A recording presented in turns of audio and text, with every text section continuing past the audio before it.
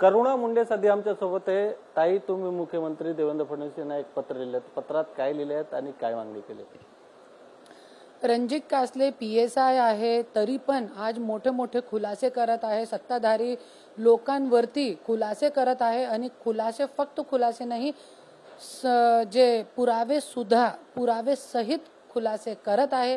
तरी पण त्यांचे वक्तव्यावर काहीही कार्यवाही न करता उलटा रणजित कासलेवरती परत कारवाई करून त्यांना जेलमध्ये टाकण्याचा शासन प्रशासन प्रयत्न करत आहे, काम करत आहे. आणि आज तुम्ही बघू शकता की महाराष्ट्रामध्ये न्याय कुठेही भेटत नाही असं आपल्याला दिसतोय. क्योंकि आज रणजित कासलेने खूप मोठे मंत्री लोकांवरती मोठे खुलासे केलेले आहे. आता 26 तारखेला त्यांनी एक व्हिडिओ टाकला होता, त्याच्यामध्ये अदिती तटकरे, सुनील तटकरेच्या नाव घेऊन ड्रग्स सापडली होती आणि अदिती तटकरेच्या आमदारकीचा कार्ड पण सापडला होता असं सांगितलेलं आहे. पण त्यांच्यावरती कारवाई न करता, या सगळी गोष्टीची CBI चौकशी न करता त्याच्यावरती काहीही एक बोलण्यासाठी कोणी तयार नाहीये पूर्ण महाराष्ट्रामध्ये. काय चालले आज महाराष्ट्रामध्ये? एक पोलीस अधिकारी आहे, त्यांनी वेगळे ठिकाणी पदावर असताना आणि ते ड्युटीवर असताना जे आज तपास केलेली आहे, ज्या तपास त्यांच्याकडे होती त्या तपासचे तो खुलासे करत आहे. तरी पण त्या गोष्टीवरती कोणत्याही कारवाई न करता परत आज 27 तारखेला मी हे निवेदन दिला होता, देवेंद्र फडणवीस साहेबांना दिला होता, DG मॅडमाला दिला होता की तुम्ही हे जे रणजित कासले वक्तव्य करत आहे, जे पुरावे सहित जे खुलासे करत आहे त्याची तुम्ही CBI चौकशी करा आणि कडक कारवाई त्यांच्या लोकांवरती करा. आमदार असू द्या, मंत्री असू द्या, पर त्यांच्यावरती कडक कारवाई करा. तो माझी कंप्लेंटवरती काहीही कारवाई झाली नाही. 27 तारखेला एक व्यक्तीला उभे करून रणजित कासलेवरती केस केला आणि त्यांना दिल्लीतून मुंबईमध्ये आणले. पोलीस प्रशासन इतका फास्ट काम करत आहे सत्ताधारी लोकांच्यासाठी. पण आज हे लोकांना कृष्ण आधाळे भेटत नाही. गेले 6 महिने झाले. काय चालले? काय खेळ मांडलेला आहे का? खेळ मांडलेला आहे लोकांनी शासन प्रशासनाच्या. फक्त क्या मेलेल्या व्यक्तीलाही तुम्ही न्याय देणार आहे का? हे खूप मोठा प्रश्न आहे.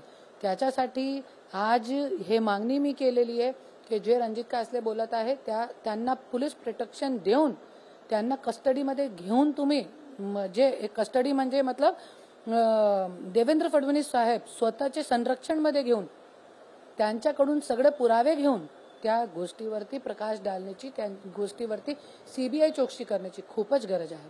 पण तुम्हाला काय वाटतं, तुमच्या पत्रानंतर, तुमच्या मागणीनंतर मुख्यमंत्री करणार आहेत का, CBI चौकशी लावणार आहेत का? तुम्हाला अपेक्षा आहे अशी?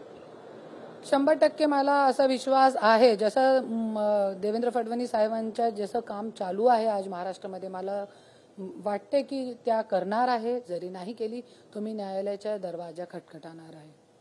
धनंजय मुंडे मनशांतीसाठी अजूनही ध्यान साधनावर आहेत. काय वाटतं तुम्हाला, ध्यान साधनावर आहेत की काय? हे तर तिकडे जाऊन बघावं लागेल, ध्यान साधना करतोय की काय करतोय. आणि त्यांना मन शांती भेटणार नाही. जरी धनंजय मुंडेला मन शांती पाहिजे, तो जे बीडची जनताचा घोटाळा करून, शेतकरी लोकांचा घोटाळा करून, जे मोठे लोकांची जमीन खाऊन, खंडणी हिचकून, खंडणी घेऊन जे पूर्ण प्रॉपर्टी जमा केलेली आहे 5-5 हजार कोटीची, आणि दलाल लोक जे आहे त्यांच्या नावावरती पण 2.5 हजार कोटीची प्रॉपर्टी आहे. ते सगळी प्रॉपर्टी विकून जरी बीडचा विकास केला, आमचे बीडचा विकास केला, शेतकरी लोकांचा विकास केला, तो 100% मनशांती भेटणार. नाही तर तुम्ही कुठे पण जाऊ, तुम्हाला मनशांती भेटणार नाही. भगवद्गीतामध्ये स्पष्ट लिहिलेलं आहे की मनशांतीचा एकच मार्ग आहे, मनुष्य मनुष्याची सेवा करेल, हे मनशांतीचा एकच मार्ग आहे. वैष्णवी हगवणे प्रकरणामध्ये दररोज नवीन खुलासे होत आहेत. तपास दरम्यान दररोज नवीन आरोप पण येत आहेत. आता एक माजी IG वर पैसे घेण्याचे आरोप आलायत. काय तुमची प्रतिक्रिया? जे IG आहे त्यांना तो बडतर्फ करायला पाहिजे नोकरीवरती. क्योंकि जे आज आहे त्यांच्या असे लोकांचा सपोर्ट घेऊन असे लोक महिलांवरती अत्याचार करत आहे.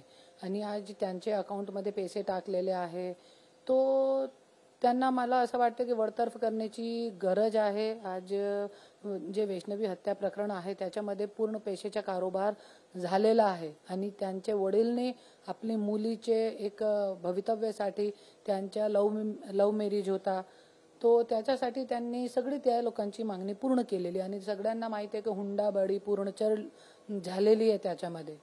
त्याच्यासाठी त्यांना पण वडतर्फ करण्यात यायला पाहिजे. एक शेवटचा प्रश्न आहे. तुम्ही पण ध्यान साधना करतात, तुम्हाला पण चांगलं येतात. अजित पवारांना तुम्ही धनंजय मुंडेंना तुम्ही आमंत्रित करणार आहेत का, काही सल्ला देणार आहेत का, कशा प्रकारे ध्यान साधना करायची आहे?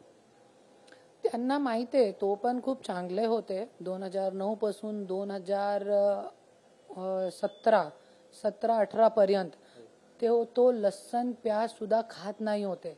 दारू सुद्धा ऐसा छूते भी नहीं थे. दारू जरी पाजलेला व्यक्ती जरी फोन केला तो त्यांना ओरडायचे तो. असं त्यांचा खूप चांगला व्यक्तिमत्व होता. 2009 पासून त्या ध्यान साधनामध्ये होते ब्रह्मकुमारीची, ज्याच्यामध्ये मी आहे. तो मी त्यांना एकच सल्ला देणार आहे आणि तो फॉलो पण करताय. मी त्यांना सांगितलेला आहे, तो फॉलो पण करतोय तो. कॅमेरामॅन प्रेम मात्रेसह गोविंद ठाकूर, TV9 मराठी, मुंबई.